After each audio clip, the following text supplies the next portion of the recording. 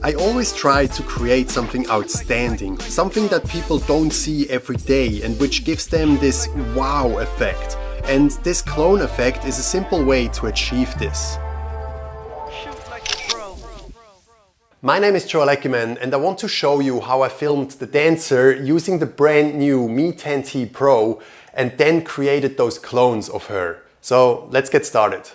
After we have decided what the 3 clones will be doing, I set up the Mi 10T Pro on a tripod to make sure the camera doesn't move throughout the whole shot.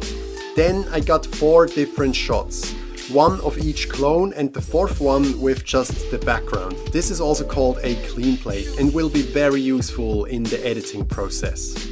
To edit those 4 clips together, you can now use any editing software where you can work with masks. First, we put our clean plate as the bottom layer. Then we mask out each clone and put them on top of each other.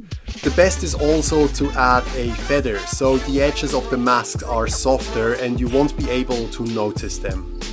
Since I filmed everything in 8K, I could now even crop in up to 400% without losing quality in a full HD timeline. But in our case, I'm just gonna zoom in a little bit to make the camera move around so it looks like someone filmed that video handheld.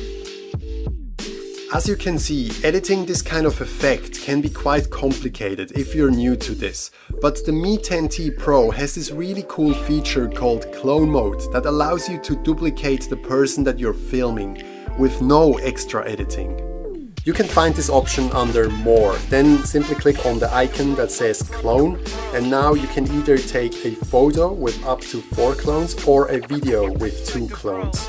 You can film for 5 seconds, then reposition the motif and then press the record button again. And here we go. It's that simple.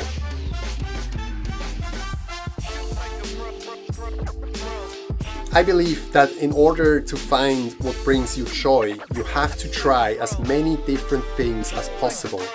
So go out there and try something new. It all starts with your creativity.